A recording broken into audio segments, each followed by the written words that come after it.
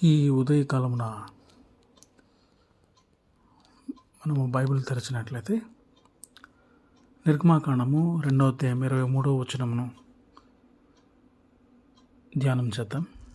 విడుదల కొరకు ఇశ్రాయేలీయులు చేసిన ప్రార్థన గురించి ఈ ఉదయకాలమున మనం ధ్యానం చేద్దాం. ఇశ్రాయేలీయులు తాము చేయుచున్న వెట్టి పనులను బట్టి నిట్టూర్పులు విడుచుచు మొరపెట్టుచుండగా తమ వెట్టి పనులను బట్టి వారు పెట్టిన మొర దేవుని యొద్దకు చేరాను.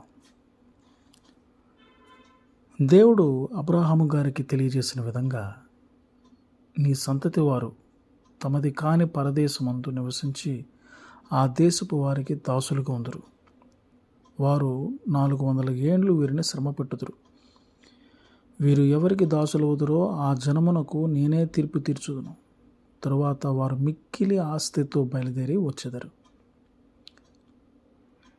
దీని నెరవేర్పులో భాగంగా యోసేపుని అతని అన్నలు ఇష్మాయేలీలకు అమ్మడం, వారు తీసుకెళ్ళి ఐగుప్తీయులకు అమ్మడం, అక్కడ యోసేపుకి దేవుడు తోడయుండి ఆయనను ఆ దేశ ప్రధానిని చేయడం, ఆ సమయంలో అతని తండ్రి ఇంటి వారు నివసిస్తున్నటువంటి కనానులో కరువు రావడం, యోసేపు సహోదరులు ధాన్యం కొనడానికి ఐగుప్తుకు వెళ్ళడం, యోసేపు వారిని గుర్తుపట్టి తన తండ్రి ఇంటి వారినందరినీ ఐగుప్తులో నివసించడం కొరకు ఫరోతో మాట్లాడడం, ఆ రీతిగా యాకోబు గారి కుటుంబం అంతా కూడా ఐగుప్తుకు చేరింది.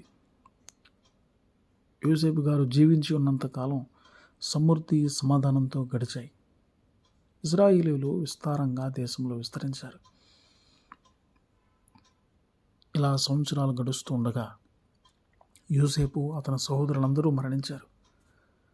అప్పుడు యోసేపును ఎరిగిన కొత్త రాజు ఐగుప్తుని ఏలనారంభించి అతడు తన ప్రజలతో ఇలా అన్నాడు. ఏమనంటే, చూసారా, ఇశ్రాయేలు ప్రజల సంఖ్య చాలా పెరిగిపోయింది. బలంలో మనల్ని మించిపోయారు. వాళ్ళు ఇంకా ఎక్కువ మంది కాకుండేలా వాళ్ళ పట్ల మనం యుక్తిగా వ్యవహరించాలి. లేకపోతే యుద్ధం వస్తే వాళ్ళు మన శత్రువుల పక్షం చేరి మనతో పోరాడి దేశం నుంచి వెళ్ళిపోతారేమో.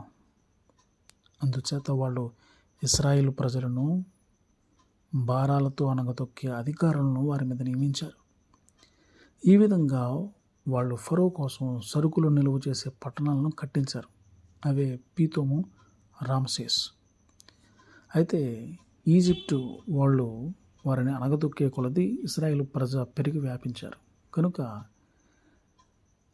ఐగుప్తీయులకి వారి విషయంలో అసహ్యంతో పాటు భయాందోళన కూడా కలిగింది. అందువల్ల వాళ్ళు ఇశ్రాయేలు ప్రజలను కఠిన దాస్యంలో ఉంచారు. జగటమట్ట పని, ఇటుకు పని, అన్ని రకాల పొలం పనులు బలవంతం మీద వారి చేత చేయించుకున్నారు. వారి పనంతా కఠినతరం చేస్తూ వారి జీవితాలను దుర్భరం చేశారు. అంతటితో ఊరుకోకుండా హెబ్రీ స్త్రీలకు మగపిల్లలు పుడితే కాన్పు పీటల మీదే వారిని చంపేయాలని, ఆడపిల్ల పుడితే బ్రతకనియాలని మంత్రసానులకు ఆజ్ఞించాడు. దేవునికి భయపడి వారు అలా చేయని కారణం వచ్చి హెబ్రీలలో పుట్టిన ప్రతి మగపిల్లవారిని నదిలో పారేయాలని ఆజ్ఞించాడు ఫరో రాజు. ఇలాంటి పరిస్థితుల్లో ఈ బానిస బ్రతుకుల నుండి, ఈ వెట్టి చాకరీ నుండి విడిపించి మనకు స్వేచ్ఛను అనుగ్రహించగలిగిన వాడు మన దేవుడు ఒకడే అనే నిజమైన గ్రహింపులోనికి వచ్చినప్పుడు వారు కన్నీళ్లు విడుచుచు దేవునికి మొరపెట్టారు. వారి మొర నేరుగా ప్రభు సన్నిధిని చేరింది. దేవుడు వారి మూలుగును విని అబ్రహాము, ఇస్సాకు, యాకోబులతో తాను చేసిన నిబంధనను జ్ఞాపకం చేసుకున్నారు. దేవుడు ఇశ్రాయేలుని చూచాడు. దేవుడు వారెంతో లక్ష్మించారు. చివరికి బానిసత్వం నుండి విడిపించి వాగ్దాన భూమికి నడిపించారు. ప్రియమైన విశ్వాసి, ప్రియ స్నేహితుడా, నువ్వు గలక ప్రార్థించగలిగితే అలక్ష్యం చేసేవాడు కాదు నీ దేవుడు. ప్రార్థిస్తున్నా కానీ ఫలితం రావట్లేదా? అయితే ఆ ప్రార్థనలో భారం లోపించిందేమో. ఇశ్రాయేలీయులు మూలుగుతూ మొరపెట్టారంట. అది ఆత్మతో ప్రార్థించే అత్యున్నతమైన అనుభవం. కనుక భారం కలిగి ప్రార్థించు. నీ దేవుడు నీ యందు లక్ష్యముంచుతారు. సాతాను బానిసత్వం నుండి విడిపించబడతావు. సమాధానం నీ సొంతమవుతుంది. ఆ రీతిగా మన జీవితాలని సిద్ధపరచుకుందాం. అటువంటి కృప ధన్యత ప్రభువు మనకు అనుగ్రహించును కాక. ఆమెన్.